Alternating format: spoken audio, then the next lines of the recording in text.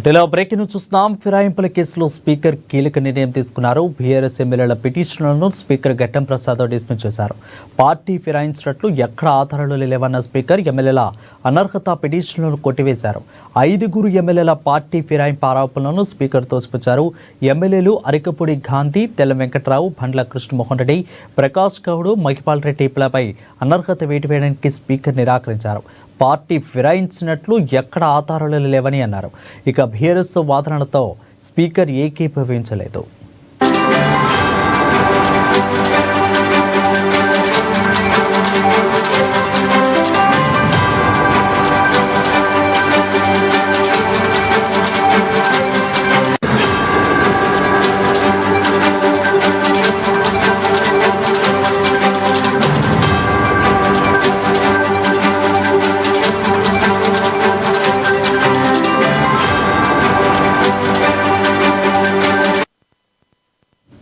రెడ్డిగా ఫిరాయింపుల కేసులో స్పీకర్ కీలక నిర్ణయం తీసుకున్నట్లు తెలుస్తూ ఉంది. బీఆర్ఎస్ ఎమ్మెల్యేల పిటిషన్లను స్పీకర్ గట్టం ప్రసాద్ డిస్మిస్ చేశారు. అయితే పార్టీ ఫిరాయించినట్టు ఎక్కడ ఆధారాలు లేవన్న స్పీకర్ ఎమ్మెల్యేల అనర్హత వెయిట్లను పిటిషన్లను కొట్టుపారేసినట్టు తెలుస్తోంది. దీనిపై మరింత సమాచారం అందించేందుకు మారి పట్టారు మా ప్రతినిధి హరీష్ లైవ్లో సిద్ధంగా ఉన్నారు. హరీష్, చెప్పండి, అప్డేట్స్ ఏంటి? వరుణ్, పార్టీ ఫిరాయింపుల కేసులకు సంబంధించి కూడా స్పీకర్ గడ్డం ప్రసాద్ కుమార్ సంచలన తీర్పు వెల్లడించారు.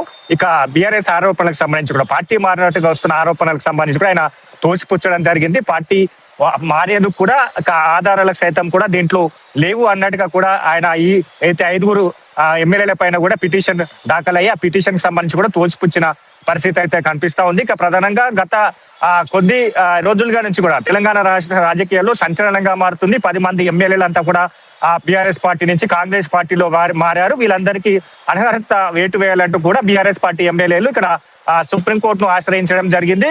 ముఖ్యంగా ఈ కేసులో సంబంధించి కూడా కీలక పరిణామాలు చోటు చేసుకునే చెప్పవచ్చు. ఎందుకంటే విచారణకు సంబంధించి కావచ్చు, ఒకవైపు బీఆర్ఎస్ పార్టీకి సంబంధించి కూడా ఎవరైతే పిటిషన్ తరపున అడ్వకేట్స్ కావచ్చు, మరోవైపు ఆరోపణలు ఎదుర్కొంటున్న ఎమ్మెల్యేలకు సంబంధించి కూడా అడ్వకేట్ల నడుమ స్పీకర్ కార్యాలయంలో పలు దఫాలుగా విచారణ కొనసాగింది. విచారణలో కూడా పదే అంశాలను కూడా ఏదైతే ఆర్గ్యుమెంట్స్ అప్పుడు బీఆర్ఎస్ ఎమ్మెల్యే పిటిషన్ ఎమ్మెల్యేలు కావచ్చు, ఇక్కడ ఆరోపణలు ఎదుర్కొంటున్న ఎమ్మెల్యే అడ్వకేట్లు అంతా కూడా స్పీకర్ కి విన్నవించడం జరిగింది. దీంట్లో ప్రధానంగా వారు పార్టీ మారినట్టుగా కూడా సీఎం రేవంత్ రెడ్డి వద్ద కండువ కప్పుకున్నారు. పార్టీ కార్యక్రమాలకు సంబంధించి కూడా కొంతమంది ఏదైతే ఈ ఆరోపణలు ఎదుర్కొంటున్న ఎమ్మెల్యేలు అటెండ్ అయ్యారు. దాంతో పాటుగా పిసిసి చీఫ్ ని, అలాగే ఏఐసిసి అధ్యక్షుడు మల్లికార్జున ఖర్గేను కూడా కలిశారన్నట్టుగా కూడా వాళ్ళు అఫిడవిట్ రూపంలో కూడా సమర్పించడం జరిగింది. దానికి కొట్టిపారుస్తే కూడా ఆరోపణ ఎదుర్కొంటున్న ఎమ్మెల్యేల అడ్వకేట్లు కూడా వాదనలు వినిపించారు.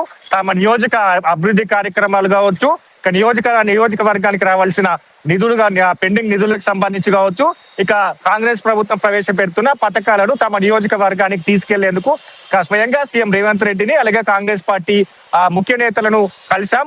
తాము ఏదైతే కప్పుకున్న కండువాను అంటే ప్రస్తుతం అక్కడ ఏదైతే పార్టీ ఫిరాయించిన పిటిషన్ వేసిన కావచ్చు, వాళ్ళంతా కూడా పలు ఆరోపణలు చేశారు. పార్టీ కండువా కప్పుకున్నారు. ఫోటోలు సైతం కూడా వాళ్ళ ఫోటోలను పూర్తిగా ఆధారాలతో సహా అక్కడ సమర్పించడం జరిగింది. వీటన్నిటిని కూడా క్రాస్ ఎగ్జామ్ లో ఇరు తరపున న్యాయవాదులు కొట్టివేయడం జరిగింది. ప్రధానంగా వాళ్ళు నియోజకవర్గ అభివృద్ధికే తాము కప్పుకున్న కండువా దేవన్ల కండువాకి సంబంధించింది. ఇక మేము పార్టీ మారలేదు, పార్టీ మారినట్టుగా కూడా ఎక్కడ రుజువు లేదు. ఇక సైంటిఫిక్ గా అంటే ఒక జాతీయ పార్టీకి సంబంధించి పార్టీలో చేరితే ఆ పార్టీకి సభ్యత్వం తీసుకోవాలి. ఎందుకంటే స్వయంగా ఒక ఎమ్మెల్యేగా చేరితే ఆ సభ్యత్వానికి సంబంధించి కూడా ఆ జాతీయ పార్టీ నుంచి తీసుకోవాల్సి వస్తుంది. అంటే తాముకు సంబంధించి కూడా సభ్యత్వం తీసుకోలేదు, పార్టీ మారలేదు, నియోజకవర్గ అభివృద్ధి పనులకే తాము సీఎం రేవంత్ రెడ్డిని ఇతర నేతలను కలవాల్సి వచ్చింది అన్నట్టుగా కూడా చెప్పడం జరిగింది.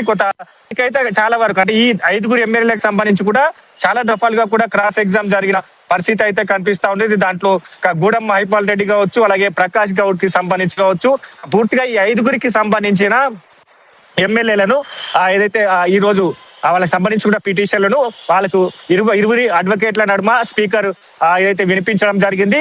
దీంట్లో ప్రధానంగా ఆయన ఏకీభవించలేదు.